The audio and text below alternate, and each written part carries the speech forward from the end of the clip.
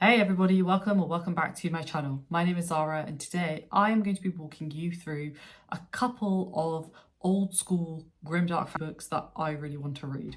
All of these books were published in the 80s or the 90s and they're all on my list because, as many of you who watch my channel will know, that I absolutely love grimdark. Probably my favourite subgenre. In fact, I can say that pretty emphatically. I love it and I want to read some of the OG grimdark. So with that in mind, let's jump into each of the books that I have on my list. The first one on my list, and I would definitely say the highest priority one on my list, is the First Chronicles of Thomas Covenant by Stephen R. Donaldson. This is a trilogy, I believe, and the trilogy was actually published not in the 80s but in the latter half of the 70s. And this is a story that follows a character who goes by the name of Thomas Covenant, and he is a leper and outcast from our world. And he is suddenly pulled into a magical land where people believe he is a prophesized hero. But Covenant refuses to believe any of it. His disbelief and bitterness turn him into his own worst enemy. That sounds absolutely wonderful, and it's actually a series that some of you have actually recommended to me before, and I do actually own the first book, so I'm super excited to get into this one because that sounds like such a cool, unique plot that I've never really come across. It is one of the first fantasy epics centered on an anti-hero. He's deeply flawed, sometimes repulsive, and terrifyingly human. No chosen one destiny, no moral clarity. Why this one is on my list, partially because some of you have recommended it to me, as I said, also because it's come up in my own research quite a lot in terms of one of the really great underrated grimdark fantasy series. I've also seen a lot of debate around whether Thomas Covenant actually deserves redemption, and this kind of ambiguity is pure grimdark DNA, decades before even the genre had a name. So I'm really excited to see how Donaldson navigates all of these different questions, all of these different themes, and I am super psyched to pick this series up, hopefully in 2026. The next one on my list is actually a sci-fi series, and that is The Dying Earth by Jack Vance, and this was published in 1950. I just realized I said 1980s and 1990s in my intro, but in reality I'm going way further back than that. And then this is set in the far future as the sun flickers out. Humanity survives amongst ruins of forgotten empires. Magicians, thieves, and wanderers scrape by in a fading world where meaning itself is disintegrating. This is one of those ones, it kind of seems a little bit whimsical on the surface, but it's incredibly bleak underneath. Every character I can imagine is probably very selfish. Every act is tinged with futility. It's the end of civilization told through ironic little adventures.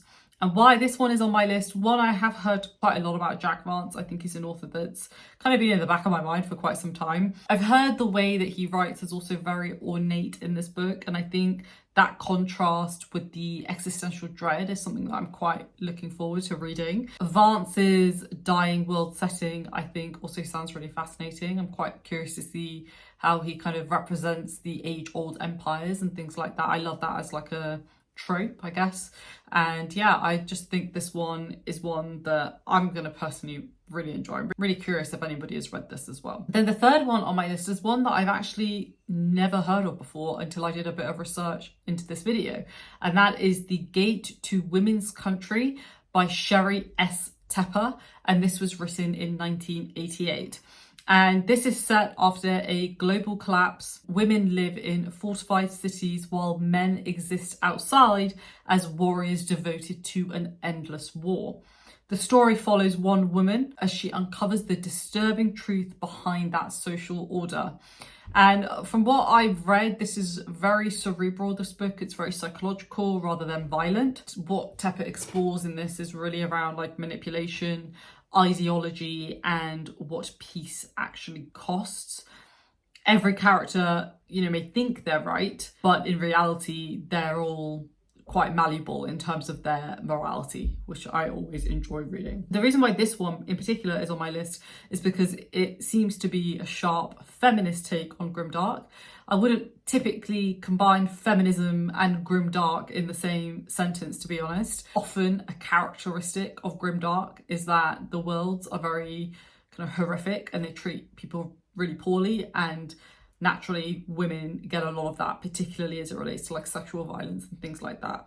So I'm very, very curious to see a very different take on it. I think there's like a mystery element as well that I'm quite excited to learn more about.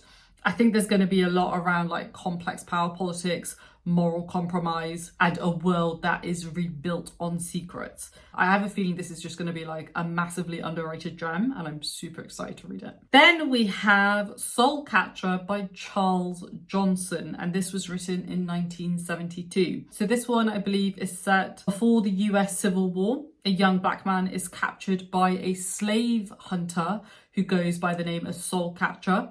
And that journey turns into a brutal psychological duel as the captor's sanity and identity begins to fracture. I mean, that sounds absolutely fantastic, but also horrifying in like equal measure. So this is not fantasy, but it is deeply grim and kind of morphs more into the horror side of things. It's going to be exploring topics around like systemic evil, dehumanization, and moral collapse.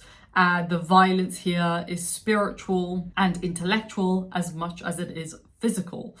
And why this one is on my list, Johnson, who was a black philosopher and novelist, takes the idea of moral rot and applies it to real historical atrocity. I have a feeling that this one is just going to be really dark and uncompromising. As hard as I think it is going to be to read in places, I'm really excited to pick it up. Finally, on my list for now, we have The Stars, My Destination by Alfred Bester, who published the book in 1956. And this is a book that I always see everywhere. I think this is probably the most common sci-fi masterworks book I see in like charity shops for some really bizarre reason. This is a sci-fi book and it follows a character who goes by the name of Gully Foyle, who is a crude, uneducated man, and he is left to die in space. He survives and his hunger for revenge becomes a violent crusade through a cruel, ultra-capitalist future. That sounds absolutely excellent. And this one, you know, why it's grimdark, why it appeals, it's kind of pure, unfiltered obsession. I love a good revenge story. It's not something that I tend to read a lot of, like revenge stories as a concept, because I think often it can feel a bit repetitive. But I think when it's done well, it can be actually one of the most satisfying subgenres or genres of fiction to read. So I'm really, really excited to see how he writes the revenge tale. And as usual with any revenge tale, the most interesting thing to me is about how the individual who is exacting revenge tries to justify the revenge, what they have to do, what they have to let go of in order to be able to exact it. I believe this one just kind of strips away any shred of morality, and it's also super futuristic, but like with a lot of futuristic worlds, underneath at its core, it's actually very rotten. This is quite a short book, so it's like a relatively quick read, and I've heard that the writing is like pretty brutal. I believe it's also like technically cyberpunk, but somebody else can correct me on that. But I think this is one of those ones that is just going to be hopefully like a really powerful short read that you're just going to kind of be completely sucked into. So that's it, folks. Those are 5 old school grimdark fantasy, sci-fi, and I guess technically horror books that I really cannot wait to read.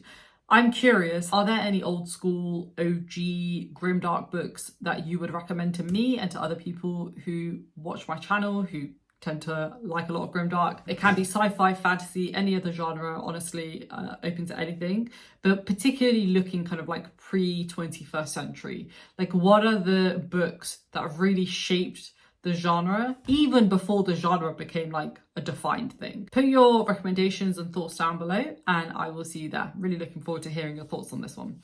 So that's it, folks. Thanks for watching. I hope you enjoyed this one and I'll see you in my next video. Stay safe as always, take care, and I'll see you very, very soon. Bye.